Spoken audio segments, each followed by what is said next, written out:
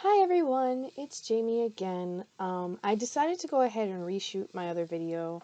I had videotaped some earlier this week, didn't like how it looked, didn't like how it sounded, primarily because my dog started playing with some squeaky toys in the background and it got a little distracting. So I decided to go ahead and reshoot this video, talk a little bit more about MSK. And first things first, I know it looks weird.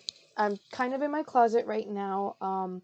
I decided to, since I have a really good gift for voices and voiceovers when I try, um, I decided to go ahead and start getting into that and doing voiceovers and voice acting and stuff like that. And I started working on setting up this little desk. Like I homemade it, homemade. Want to be a voice actor, can't use words.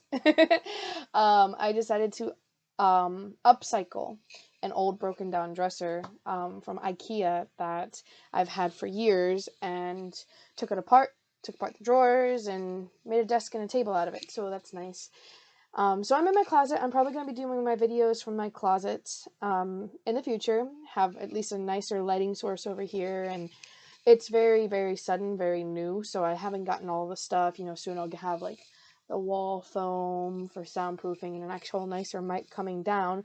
But for right now, you get to see my old sweaters.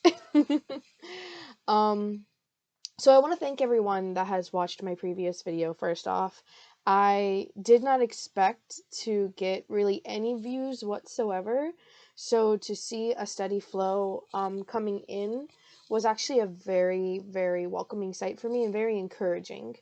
Another thing is I want to thank the people that actually did comment on my video and ask certain questions. I did answer them in the comments, but I also wanted to make a video and go a little bit more into some of the answers that I had posted and recommendations. So the first thing was I had just most recently gotten a question about diet recommendations for stone formers. And it's a really hard question to answer because the thing is I don't know what kind of stones you have. So I will explain a little bit more about what I said in the previous comments, my answer for the previous comment. So, like I had recommended, for anyone who is wanting to find a diet that helps stone formers create less stones, the biggest thing is you have to find out what kind of stone you have. So there's a lot of combination stones, but primarily your stones will be mostly comprised of either calcium, oxalate, or it can also be a struvite stone, which is like an infection stone. My stones, because I did start passing a lot of stones just recently. Usually they build up, but for some reason they just started passing a lot. I decided to go ahead and take some into my urologist, which is what I would recommend, and he sent it off for a biopsy to find out basically the combination or what the stone is made of. My stones are struvite stones. It's 95% struvite, 5% calcium. So the biggest thing is finding out what types of stones you guys have, because it's hard to prevent something if you don't know what you're preventing, So it's almost like a shot in the dark. So when I had first gotten diagnosed with MSK through my nephrologist, he actually did something also really great too. And if you guys, get the biopsy and you find out that you are having a lot of calcium stones, this is primarily for calcium stones. But unfortunately, one of the symptoms of MSK is your calcium can start leaving your body through your bones, and it creates a decreased bone density. So my nephrologist, who is amazing, he had me do what's called a DEXA scan, which is also basically just a bone density scan. It's kind of like a X-ray CAT scan on steroids. That's how what I felt when I was doing it. Not a very invasive thing at all. It's just literally getting scanned. You have to be in certain angles to see the different bones. But if you are finding out that your stones are primarily made of calcium, the next thing that I would recommend is to go ahead and see if your nephrologist would recommend, or urologist would recommend, a DEXA scan. That is a huge thing, because if you find out that your large amount of calcium stones are being created by the calcium leaking out of your bones, then changing your diet is not going to do much. Your calcium is leaking out of your bones. If anything, you might want to up your calcium to kind of help with that bone density issue. But that is something that you would want to speak with your provider with. There are some recommendations to also find a registered dietitian, and it is an option. Unfortunately, I don't have the money to do it. I was blessed to have great health insurance. My premiums are very low, so I can actually afford going to all these specialists. But unfortunately, a registered dietitian is not covered in my type of insurance. And just to see the registered dietitians in my area, it's like $80 to $100, and that's just for an initial visit. That's not even for like a meal plan or anything. So unfortunately, I don't have the money to do it. But if your insurance covers it, and after you make that connection with your primary, your nephrologist, your urologist, I would definitely recommend going ahead and talking to a registered dietitian once you find out what types of stones you have, especially if it's an oxalate or a calcium stone. Now what's crazy is, before I had this condition and before I started, realizing that I was passing stones, because like I said, my first stone I passed was at 12. I didn't know what it was. I didn't say anything. And then after that, I didn't start passing stones or having stone and kidney issues until I was 22. 22? Yeah, 22. I forget sometimes. So I lost track of where I was going with that. I need to start having notes. But anyway, so once you start passing stones and you figure out what you're eating, especially you get the biopsy and you find out what you're eating, and if what you're eating is causing it, something that I did is I started keeping like a food journal. And I would have like 3 columns, and it worked really good. I Once I had all these surgeries done, they said that my stones, except for 2 of them, were basically cleaned out. So I'm probably still going to continue it. I've just been kind of lazy lately. But I had like, per page, I would have a date. I would have 3 columns. I would have food that I ate, the amount of water that I drank, and then I would do like the amount of water on top, and then any exercise at the bottom. And then on the 3rd column, I would put symptoms. I would put pain. I would put stones. If I did stones, how many I passed, at what time, stuff like that. So you can kind of see a correlation, and it's not going to be an immediate correlation, kind of like lactose intolerance and stuff like that. But you can still write down the pain and the stones and everything that you had felt, and you can kind of cross-reference it to what you had eaten or drank the past few days. For me, I know I feel a lot more pain and I pass a lot more stones when I am more active. One of the reasons I'm dreading going back to work. But when I'm more active and I move around a lot more, I feel more pain. The muscles around the kidneys start to contract a lot more. And I don't know about you guys.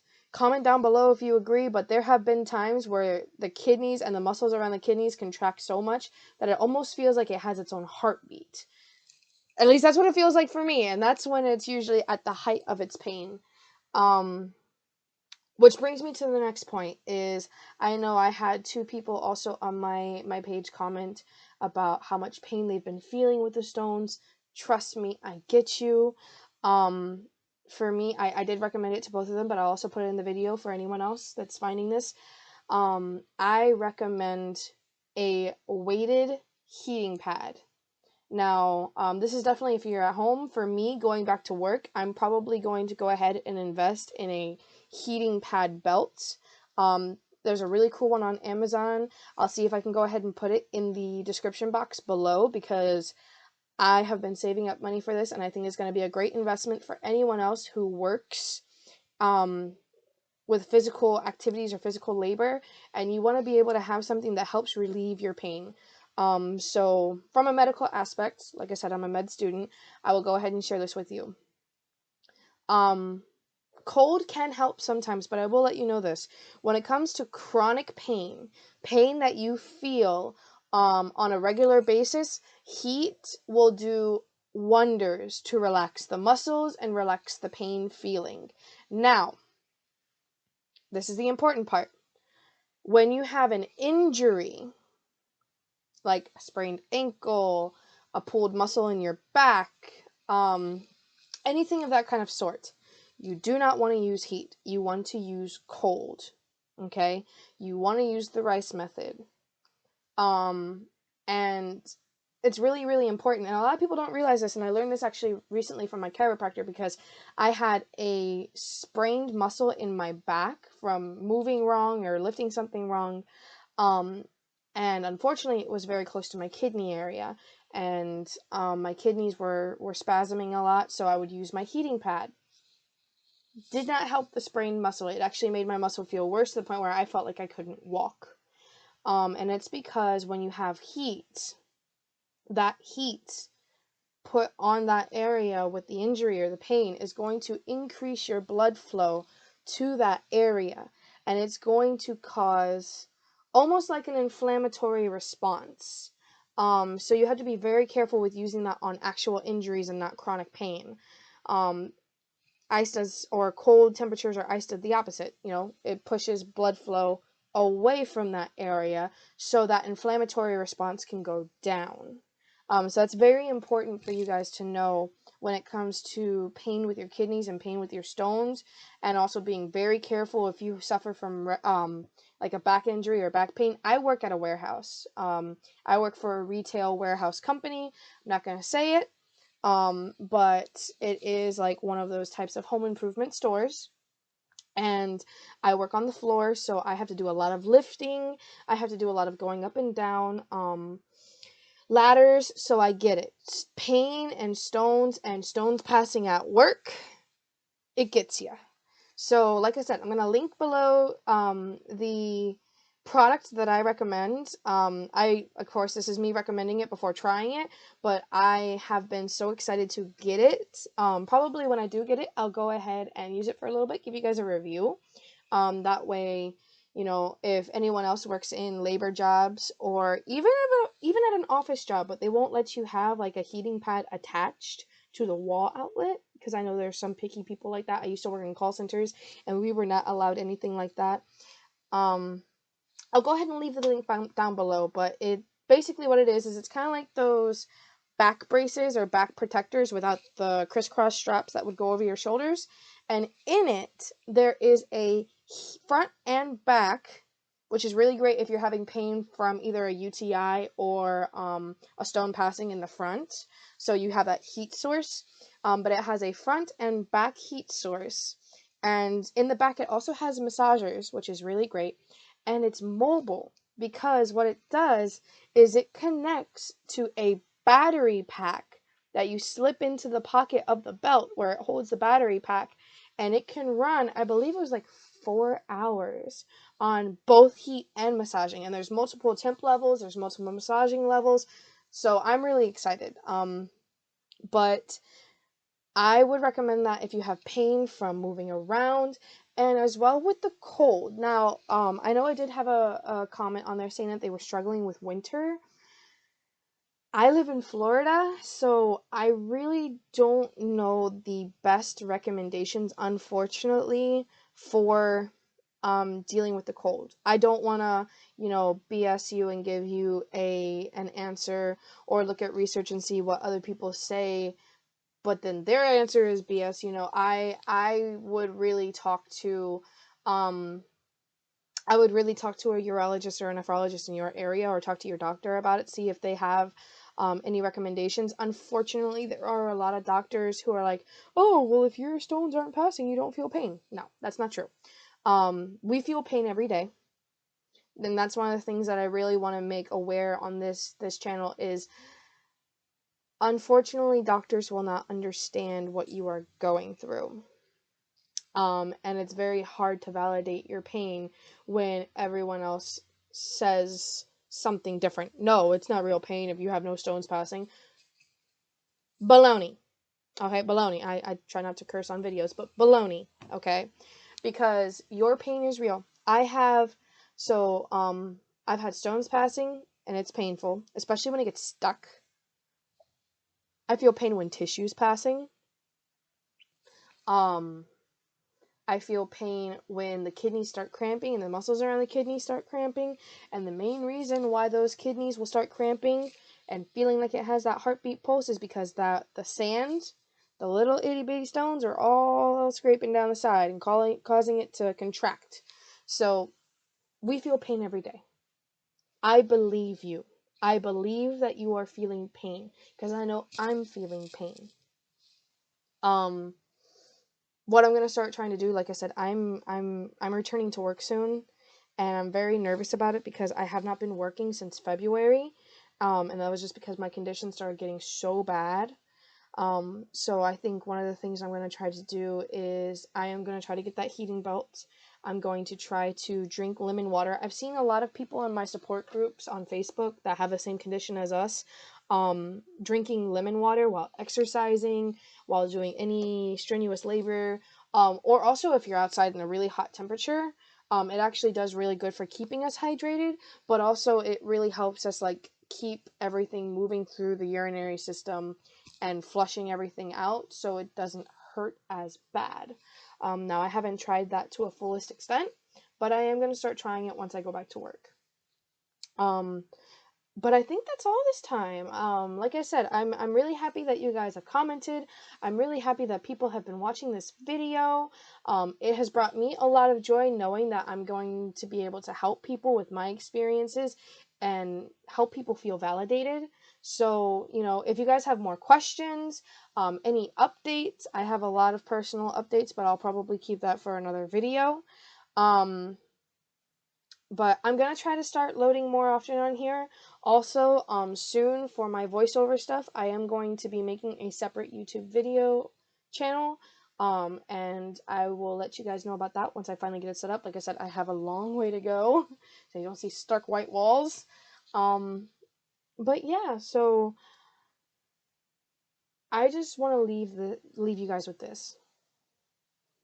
You guys are right. You know your body. You are right. Don't let anyone else tell you you're not feeling pain. You shouldn't be feeling this. You shouldn't be feeling that.